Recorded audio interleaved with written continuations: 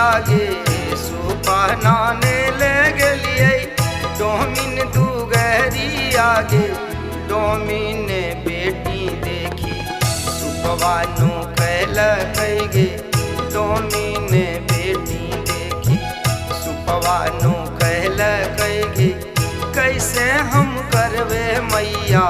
छठ के परबिया गे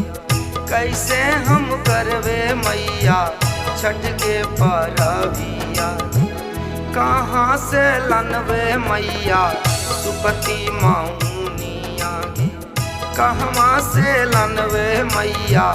सुपति मौनिया गे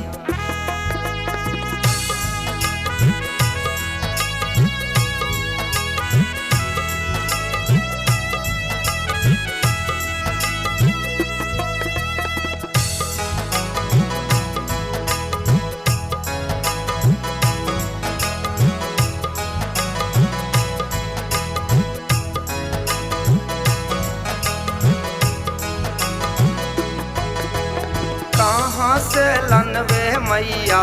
सेवनारिया रावाली कहवा से लनवे मैया सेवोर संतारावाली कैसे हम करवे मैया छठ के परबिया कैसे हम करवे मैया छठ के परबिया हे धनिया गोसाई छे मैया हमरा के घरवा धनिया गोसाई छे मैया हमरा के घरवा गोदिया में नौखे देलो एको लालाना गोदिया में नौखे देलो एको लालाना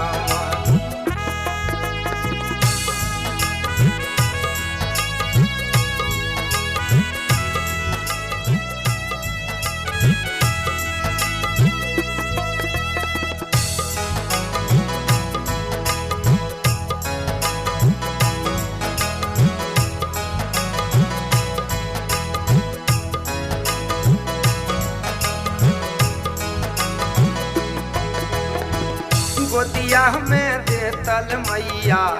एको लालाना मानी गोदिया में देतल मैया एको लालाना मानी फल फूल से साजत रहतल तोहरो हम डालिया गे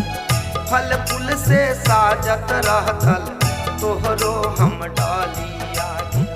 सूरजायुगे से पहले घटवा हम जैतली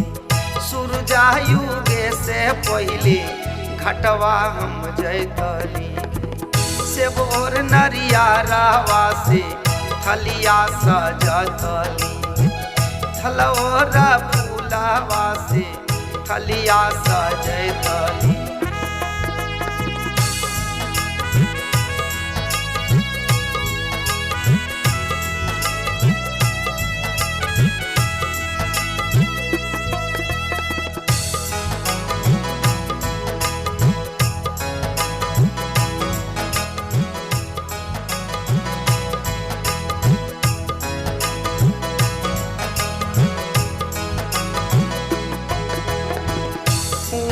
से राइटर भैया लिखै छे गीतिया में से राइटर भैया लिखै छे गीतिया आशीष अकेला गावे छठी के गीतिया आशीष अकेला गावे छठी के गीतिया कोखिया में दई दे मैया एको लालाना जाई त रहबो मैया दौरा तुर घाटवा लेगत रहबो मैया दौरा तुर घाटवा लेगत रहबो मैया दौरा तुर घाटवा।